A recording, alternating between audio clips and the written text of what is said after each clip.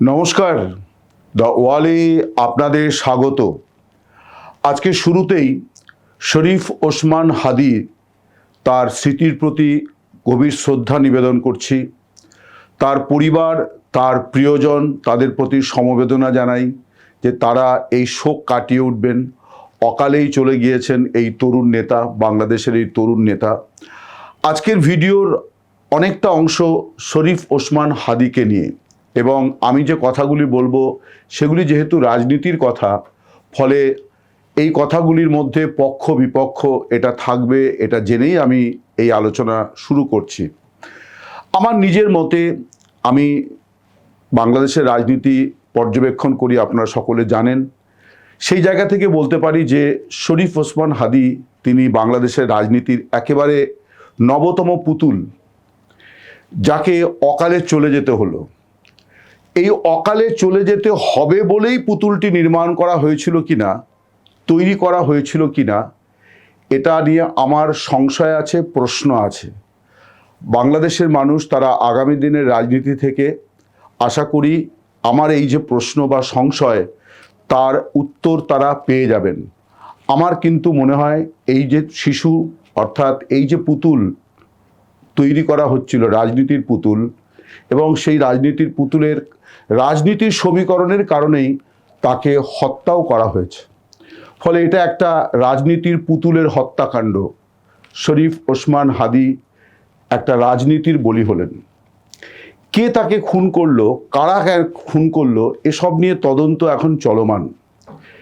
এই যে বিষয়টি ঘটেছে, এই বিষয়টিকে নিয়েই আজকে আমি আলোচনা করব যে বাংলাদেশের রাজনীতিতে এই ঘটনা কেন এত গুরুত্ব পাচ্ছে, কেন দেশবাসীর একাংশ তারা আবার উগ্রবাদী আচরণ করছেন, কট্টরপন্থী আচরণ করছেন, কেন ভারত বিরোধিতা এত, এবং কেন ঠিক আগের মতো অতটা চড়া গলায় কথা বলছে না বিএনপি। এটাই আজকে আমার ভিডিওর আলোচ্য বিষয়।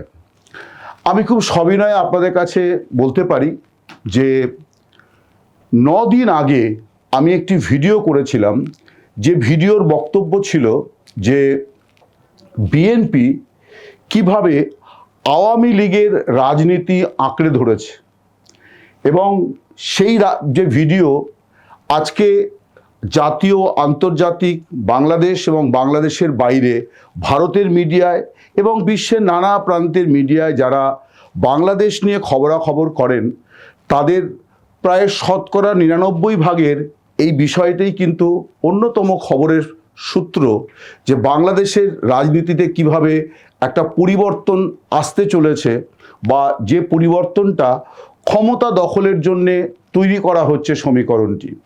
এর মধ্যে দুটি সমীকরণ আছে।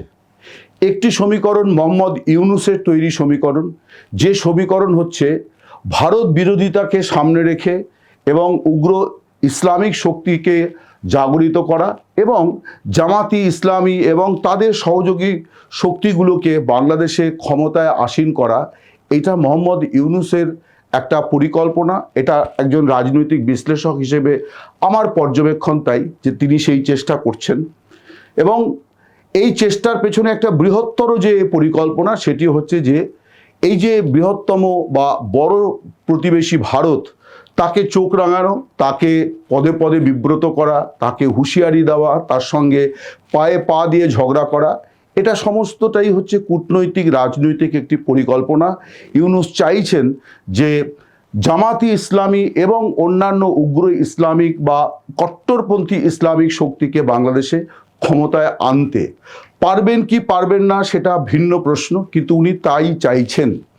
এবং গতকাল রাতে আমার মতো অনেকেই বিস্মিত হয়েছেন যে হাদির মৃত্যু সংবাদ আসার পরে যেভাবে মাঝরাতে প্রধান উপদেষ্টা জাতির উদ্দেশ্যে ভাষণ দিয়েছেন। অনেকে ভাবতে পারেন যে এটা দেশকে শান্ত রাখার, কিন্তু একটা কথা খেয়াল রাখতে হবে যে হাদিকে রাষ্ট্রীয়ভাবে প্রধান উপদেষ্টা যখন বলছেন, তখন সরকারের তরফে তাকে শহীদ মর্যাদা দেওয়া হচ্ছে, এবং তার মৃত্যুতে রাষ্ট্রীয় শোক পালনের জন্যে শনিবার রাষ্ট্রীয় ছুটি ঘোষণা করা হয়েছে।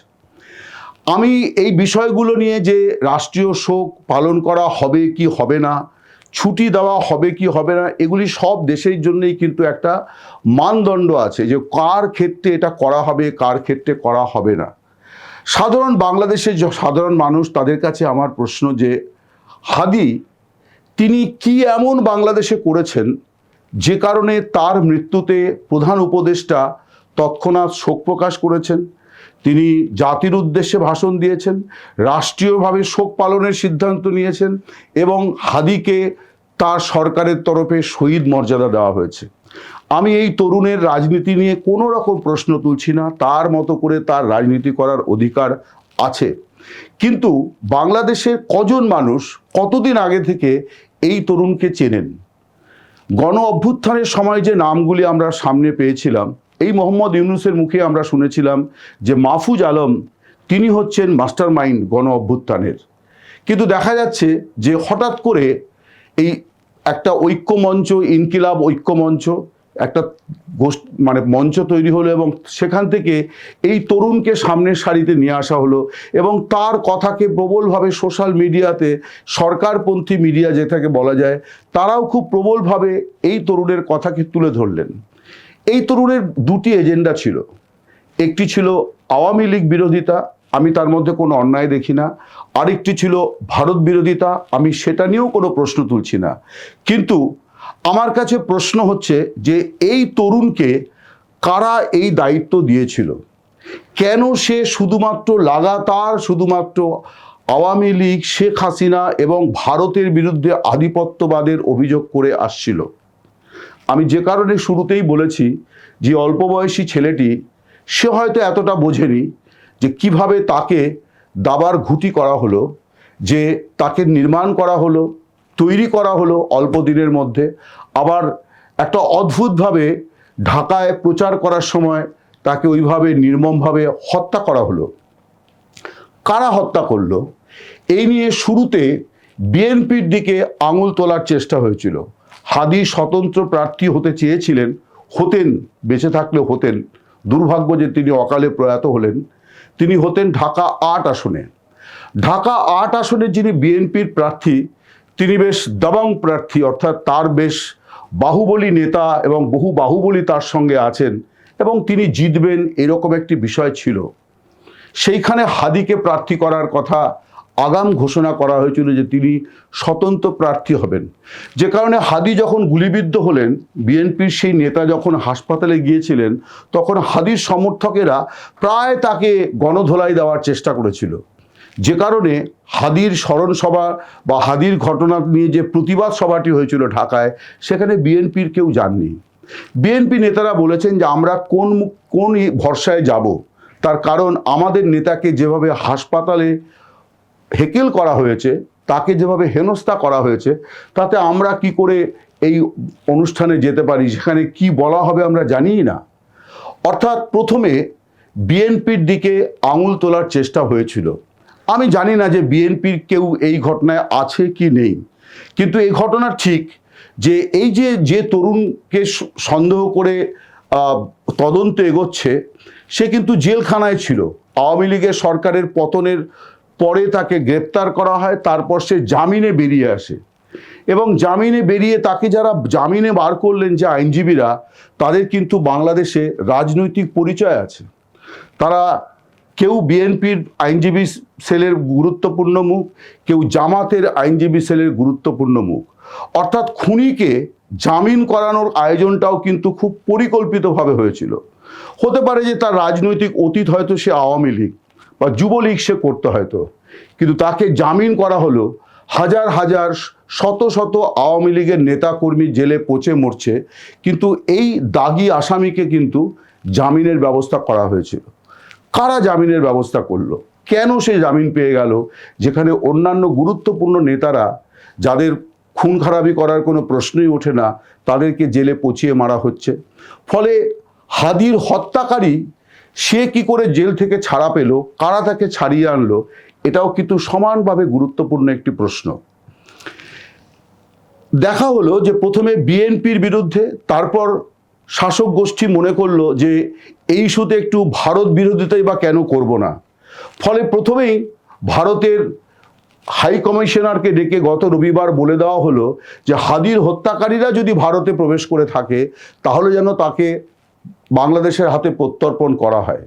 অথচ এই ধরনের বক্তব্য দেওয়ার জন্য কিন্তু যথেষ্ট তথ্য প্রমাণ দরকার হয়। একজন হাই কমিশনার কিন্তু এলেবেলে একজন মানুষ নন। একজন হাই কমিশনার তিনি তার রাষ্ট্রকে প্রতিনিধিত্ব করেন। আপনি এইভাবে ডেকে শুধু সন্দেহের বশে, অর্থাৎ কতিপয় লোক সন্দেহ প্রকাশ করেছে, সেই কতিপয় ব্যক্তিরা হচ্ছেন মূলত জামাতে ইসলামীর লোকজন, তারা সন্দেহ প্রকাশ করেছেন, রাজনৈতিক সন্দেহ এগুলো, যে খুনিরা ভারতে চলে গিয়েছে। তার ভিত্তিতে যদি একটা সরকার এইভাবে সিদ্ধান্ত নেয় এবং রাষ্ট্রদূতকে ডেকে বলে যে তোমার দেশের আশ্রয় পেয়ে থাকতে পারে, ওখানে তাদেরকে গ্রেপ্তার করার চেষ্টা করো এবং আমাদের হাতে তুলে দাও, এত বড় কথাটি বলার জন্য যে ন্যূনতম তথ্য পরিসংখ্যান প্রমাণ দরকার, তার কোনো কিছুই কিন্তু ভারতের হাই কমিশনারকে দেওয়া হয়নি। ফলে বোঝা যাচ্ছে যে ভারতের সঙ্গে পায়ে পা দিয়ে ঝগড়া করার একটা পরিকল্পনাও এই হাদির মৃত্যুকে কেন্দ্র করে একটা, মানে কি বলা যায়, একটা স্বার্থ, অর্থাৎ এই ইস্যুতে ভারত বিরোধিতার জিগির তোলা, এটাও কিন্তু একটা চেষ্টা হলো। হাদির খুনিরা কে আমরা জানি না, বাংলাদেশ সরকার এখনো স্পষ্ট করতে পারেনি। বলা হচ্ছে যে তারা দীর্ঘ পথ অতিক্রম করে ভারতে প্রবেশ করেছে। তাহলে তো বলা যায় সরকারটাই নেই, কারণ এত পথ যদি তারা, লম্বা পথ যদি তারা 3টে গাড়ি বদলে ভারতে এসে থাকতে পারে, তাহলে তো বলতে হয় বাংলাদেশে সরকার নেই, প্রশাসন নেই, পুলিশ নেই, কেউ নেই। এ তো গেল একটি প্রশ্ন। এই যে ভারত বিরোধিতা, সেটাই কিন্তু গতকাল থেকে আরও তীব্র আকার নিল এবং পরশুদিন থেকে এটার উত্তাপ জানা যাচ্ছিল যে ঢাকার বারিধারায় ভারতের হাই কমিশন অভিমুখে একটা অভিযানের ডাক দেওয়া হলো। তারপরে দেখা গেল যে চট্টগ্রামে ভারতের উপদূতাবাসের ওপরে হামলা এবং আরও নানা জায়গাতে ভারতীয় প্রতিষ্ঠানের ওপরে হামলা। এই যে ঘটনাগুলি, অর্থাৎ হাদির মৃত্যুকে নিয়ে কি যেভাবে রাজনৈতিক ব্যবসা বাণিজ্য করা শুরু হয়েছে, যে কিভাবে এটাকে ভারতের দিকে চাপিয়ে একটা ভারত বিরোধিতা জিগির তৈরি করা যায়, এইটা ছিল মোহাম্মদ ইউনূসের ঘনিষ্ঠ মহলের বা সরকারপন্থীদের একটা বড়, সরকারে অবস্থানকারীদের একটা বড় অঙ্ক, যে এই ইস্যুতে ভারত বিরোধিতাকে আবার তীব্র করে জামাতে ইসলামী, তারাই একেবারে বাংলাদেশের দেশপ্রেমিক রাজনৈতিক শক্তি, এইটা প্রমাণ করা। কারণ বিএনপি অনেক পরে বুঝতে পারছে এখন যে শেখ হাসিনা দেশ ছেড়ে চলে গেছেন, তার সন্তানেরা দেশের বাইরে, আওয়ামী লীগের শীর্ষ নেতৃত্ব বাইরে, ফলে -2 এর -1 তারা করে ফেলেছে। এখন কিন্তু টার্গেট বিএনপি -2, অর্থাৎ বিএনপি যাতে আসতে না পারে তার জন্যই নানান রকম পরিকল্পনা সাজানো হচ্ছে এবং হাদির মৃত্যুর ঘটনার দিকে কিন্তু বিএনপির দিকে নিশানা করা হয়েছে। আমার দ্বিতীয় প্রশ্ন বিএনপিকে নিয়ে আলোচ্য, যেটা আমি 9 দিন আগে এক দফা আলোচনা করেছিলাম, যে কিভাবে বাংলাদেশের রাজনীতিতে অদ্ভুত স্বার্থপরতা কাজ করছে ক্ষমতায় আসার জন্যে, যে আওয়ামী লীগের রাজনীতিটা, আওয়ামী লীগের যে কোর রাজনীতি, সেইটাকে কিভাবে বিএনপি আঁকড়ে ধরছে। আপনারা জানেন যে তারেক জিয়া তার সাম্প্রতিক ভাষণগুলিতে কার্যত এই কথাই বলছেন, সেভ 71। সেভ 71 মানে হচ্ছে 71-এর মুক্তিযুদ্ধকে রক্ষা করো, মুক্তিযুদ্ধের চেতনাকে রক্ষা করো। এটা কোনোদিনই বিএনপির স্লোগান ছিল না, এটা আওয়ামী লীগের কথা। মির্জা ফখরুল ইসলাম আলমগীর যখন কথা বলছে তখন মনে হচ্ছে যে ওবায়দুল কাদেরের ভাষণ শুনছি। তারেক জিয়া যখন লন্ডন থেকে ভার্চুয়াল ভাষণে মুক্তিযুদ্ধের পক্ষে শক্তির কথা বলছেন, যখন বলছেন মুক্তিযুদ্ধের চেতনাকে রক্ষা করতে হবে, যখন জামাতে ইসলামীকে আক্রমণ করে বলছেন যে ওদেরকে আমরা 71-এই চিনেছি, ওরা স্বাধীনতা বিরোধী শক্তি, তখন মনে হচ্ছে যে শেখ হাসিনার ভাষণ শুনছি বা আওয়ামী লীগের কোনো নেতার ভাষণ শুনছি। আমি এই যে কথাটি বলছি এই জন্যে যে বিএনপি এই গত 16 মাসের বাংলাদেশের রাজনীতিতে তাদের চূড়ান্ত দেউলিয়াপনা প্রকাশ করেছে। এই দেউলিয়াপনা হচ্ছে জামাতের রাজনীতির কাছে তারা কৌশলগতভাবে তারা একেবারেই আত্মসমর্পণ করেছে। মোহাম্মদ ইউনূসের সঙ্গে আপোষ করতে করতে করতে করতে এখন তারা আত্মসমর্পণের জায়গায় পৌঁছে গেছে। বাংলাদেশের রাজনীতিতে বিএনপির একটা বড় সমস্যা আছে, সেই সমস্যাটা হচ্ছে তার রাজনৈতিক চারিত্রিক সমস্যা। জামাতে ইসলামী স্বাধীনতা বিরোধী শক্তি, তারা কট্টর ইসলামিক রাজনীতিতে বিশ্বাস করে। তাদের এই বিশ্বাস নিয়ে আমি কোনো প্রশ্ন তুলছি না। এই যে কোনো মতবাদে বিশ্বাস করার অধিকার প্রত্যেকের আছে। জামাতে ইসলামী রাজনীতিতে আমরা জানি তারা বাংলাদেশের মুক্তিযুদ্ধে বিশ্বাস করেনি, স্বাধীনতা চায়নি, তারা পাকিস্তানের পক্ষে, তারা তাদের রাজনীতি নিয়ে আছে। আওয়ামী লীগ যারা মুক্তিযুদ্ধের পক্ষের শক্তি, স্বাধীনতার পক্ষের শক্তি, তাদের স্পষ্ট অবস্থান আছে। বিএনপি তারা মুক্তিযুদ্ধের পরে তৈরি দল, তাদের একমাত্র সম্পদ হচ্ছে তাদের দলের প্রতিষ্ঠাতা, তিনি মুক্তিযুদ্ধের সেক্টর কমান্ডার ছিলেন প্রয়াত প্রেসিডেন্ট। অবশ্যই তিনি একজন নমস্য ব্যক্তি। বাংলাদেশের রাজনীতিতে, বাংলাদেশের সেনাবাহিনীতে তার সম্পর্কে যতটুকু যা পড়াশুনো করেছি, তিনি একজন গুরুত্বপূর্ণ ব্যক্তি। জিয়াউর রহমান, প্রয়াত জিয়াউর রহমান, তাকেও নির্মমভাবে, যেভাবে শেখ মুজিবুর রহমানকে হত্যা করেছিল সেনাবাহিনী, তাকেও নির্মমভাবে সেনাবাহিনী হত্যা করেছে। বিএনপির রাজনীতি শুধুমাত্র এইটুকুই ছিল যে তারা আওয়ামী লীগের বিরুদ্ধে, অর্থাৎ আওয়ামী লীগ বিরোধিতা, এইটা করেই কিন্তু বিএনপি এতদিন পর্যন্ত বাংলাদেশের রাজনীতিতে টিকে আছে। কেন তারা এ ব্যাপারে সফল হয়েছিল? তার একটা বড় কারণ হচ্ছে যে জামাতে ইসলামী তারা পাকিস্তানপন্থী ভোট, যে 30% মানুষ 1970-এর নির্বাচনের যে 30% মানুষ আওয়ামী লীগের বিরুদ্ধে ভোট দিয়েছিলেন, ধরে নেওয়া যায় যে তারা স্বাধীনতার বিরুদ্ধ শক্তি, অর্থাৎ স্বাধীন বাংলাদেশ চাননি। এই যে 30% ভোটার, এই 30% ভোটারকে নিয়ে কখনোই জামাতে ইসলামী তাদের ভোটের রাজনীতি সাজাতে পারেনি, যে কারণে বাংলাদেশের ভোটের রাজনীতিতে জামাতে ইসলামী কখনোই কোনো গুরুত্বপূর্ণ শক্তি হয়ে উঠতে পারেনি। এই সুযোগে বিএনপি তারা আওয়ামী লীগের বিরুদ্ধে এই 30% ভোটকে নিয়ে অনেক দূর অগ্রসর হয়েছে, এটা তাদের সাফল্য।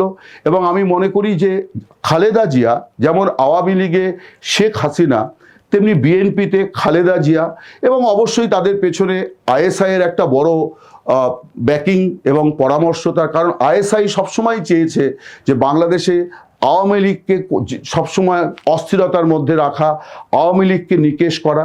ফলে বিএনপি এতদিন যে রাজনীতিটা করে এসছে আইএসআইয়ের পরামর্শে, সেটা হচ্ছে যে মুক্তিযুদ্ধকে ধরি মাছ নাছুই পানি করে রাখা। কারণ তাদের মুক্তিযুদ্ধের বিরোধিতা করার কোনো উপায় নেই, কারণ প্রতিষ্ঠাতা তিনি ছিলেন মুক্তিযুদ্ধের সেক্টর কমান্ডার। ফলে তাদের একটা যে রাজনীতি, নির্দিষ্ট রাজনীতি, এটা কোনোদিনই ছিল না। একমাত্র রাজনীতি ছিল আওয়ামী লীগ বিরোধিতা, অর্থাৎ যে কোনো প্রশ্নে, যে কোনো ক্ষেত্রে আওয়ামী লীগের বিরোধিতা করাটাই ছিল বিএনপির রাজনীতি। কি দুর্ভাগ্য দেখুন, এবং এটাই রাজনীতিতে হয়, ভুল রাজনীতি করলে যেটা হয়, আজকে বিএনপির যে পরিণতিটা, সেটি কিন্তু এটাই যে তারা আওয়ামী লীগের যে রাজনীতি, আওয়ামী লীগের যে রাজনৈতিক বক্তব্য, সেগুলোকেই কিন্তু তারা আঁকড়ে ধরেছে। এত মুক্তিযুদ্ধ মুক্তিযুদ্ধ মুক্তিযুদ্ধ, এই বিএনপি নেতাদের আমরা বলতে শুনেছি যে আওয়ামী লীগের কি আছে, শুধু সারাদিন তারা মুক্তিযুদ্ধ বিক্রি করে, মুক্তিযুদ্ধের চেতনা বিক্রি করে। আজকে বাংলাদেশের রাজনীতিতে যদি দেখা যায়, তাহলে দেখা যাবে দুটি জিনিস। একটি জিনিস হচ্ছে যে বিএনপি তারা মুক্তিযুদ্ধকে আঁকড়ে ধরেছে, সেভ 71, তার কারণ তাদের প্রতিপক্ষ বদলে গেছে। আওয়ামী লীগকে তারা নির্বাচনে থাকতে দেয়নি, তারা ইউনূস সরকারকে এ ব্যাপারে পূর্ণ সমর্থন দিয়েছে যে আওয়ামী লীগকে ব্যান করা হোক, আওয়ামী লীগকে নির্বাচনে অংশ নিতে না দেওয়া হোক। কিন্তু আওয়ামী লীগের 48% কি 50% ভোটার, তারা কোথায় যাবেন? বিএনপি এখন চাইছে সেই ভোটটাকে নিশ্চিত করতে, যাতে তারা জামাত ইসলামীকে আটকাতে পারেন। কারণ মোহাম্মদ ইউনূস যে জামাতকে আনতে চাইছেন, এটা বিএনপি বুঝে গিয়েছে। ফলে বিএনপি এখন কিন্তু রীতিমতো গাড্ডায় পড়ে আছে। তারা ওই জন্য অসহায় হয়ে মুক্তিযুদ্ধকে, এতদিন যে মুক্তিযুদ্ধকে নিয়ে তারা আওয়ামী লীগকে আক্রমণ করেছে, উপহাস করেছে, কটাক্ষ করেছে, আজকে শুধু মুজিব জিন্দাবাদ এইটুকু বলাই বাকি। আর সবই তারা যা বলছে, সবই কিন্তু একেবারে আওয়ামী লীগের টেক্সট বই থেকে টোকা। তারেক জিয়া যা বলছেন তা সবই কিন্তু আওয়ামী লীগের ফেসবুক পেজে গেলে কোনো না কোনো নেতার লেখায় বা কোনো না কোনো নেতার ভাষণে আছে। আওয়ামী লীগের ফেসবুক পেজে শেখ হাসিনার ভাষণগুলি শুনলে বোঝা যাবে যে তারেক জিয়াও সম্ভবত হাসিনার ভাষণগুলো মনোযোগ দিয়ে শুনছেন, যে মুক্তিযুদ্ধের পক্ষে কথা বলতে গেলে পরে কি বলতে হবে।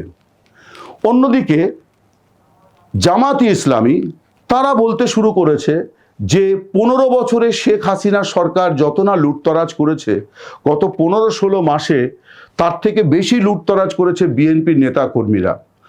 জামাতের এই অভিযোগটাকে আমি কিন্তু ভিত্তিহীন বলে মনে করি না। একাধিক ভিডিওতে আমি বলেছি যে বাংলাদেশের দু ধরনের বিএনপি আছে। একটা জাতীয় স্তরের নেতৃত্ব যারা সরকারে আসতে চাইছে, তারেক জিয়াকে প্রধানমন্ত্রী করে অন্যরা তারা মন্ত্রী হবেন এই বাসনা। আরেকটা হচ্ছে জেলায় জেলায়, গ্রামে গ্রামে, নগরে নগরে ছড়িয়ে থাকা দলের সেই নেতাকর্মী যারা আওয়ামী লীগ ময়দানে না থাকায় বিভিন্ন প্রতিষ্ঠানের মাথায় তারা বিনা নির্বাচনেই তারা সেগুলি প্রতিষ্ঠানগুলি পরিচালনা করছেন। তাদের কথায় থানা চলছে, তাদের কথায় জেলা শাসক উঠছেন বসছেন, এবং বিভিন্ন জায়গায় সিন্ডিকেটরা চাঁদাবাজি এগুলি করে বিএনপি কিন্তু তাদের অনেক কবর খুঁড়ে ফেলেছে। জামাতে ইসলামী এই ব্যাপারে অনেকটা ইতিবাচক জায়গায় আছে, তাদের বিরুদ্ধে এই অভিযোগটি ততটা জোরালো নয়। আবার এটাও ঠিক যে বিএনপি যতটা আওয়ামী লীগকে নিকেশ করার চেষ্টা এই 16 মাসে করেছে, ততটা মাঠে ময়দানে জামাতে ইসলামী করেনি। তারা যা আর করেছে তা সবটাই সরকারকে দিয়ে করিয়েছে। অর্থাৎ খুব স্পষ্ট দুটো ভাগ আছে। একেবারে থানা পর্যায়ে গিয়ে আওয়ামী লীগের নেতারা যাতে এলাকায় থাকতে না পারেন তার জন্য মিথ্যে মামলা দিয়ে দিয়ে আওয়ামী লীগকে এলাকা ছাড়া করার কাজটি করেছে বিএনপি। আর সেই মামলাকে হাতিয়ার করে ইউনূস সরকার তারা আওয়ামী লীগের বিরুদ্ধে প্রবল অ্যাকশন নিয়েছে, যেখানে আবার স্বার্থটা কাজ করেছে জামাত ইসলামীর। অর্থাৎ জামাত এই সরকারকে প্রবলভাবে, তারাই এই সরকারের অন্তরাত্মা বলা চলে। যদি অন্তরাত্মা বলা হয় তাহলে দুটি অন্তরাত্মা। অন্তরাত্মা নাম্বার 1 হচ্ছে জামাত ইসলামী, অন্তরাত্মা নাম্বার 2 হচ্ছে বিএনপি। এখন 1 আর 2 এর মধ্যে লড়াই শুরু হয়েছে যে 26-এ যে ভোট হবে, অর্থাৎ 12ই ফেব্রুয়ারি যে নির্বাচন হবে, হবে কিনা এটা নিয়েও সংশয় আছে, কিন্তু আমি ধরে নিচ্ছি হবে।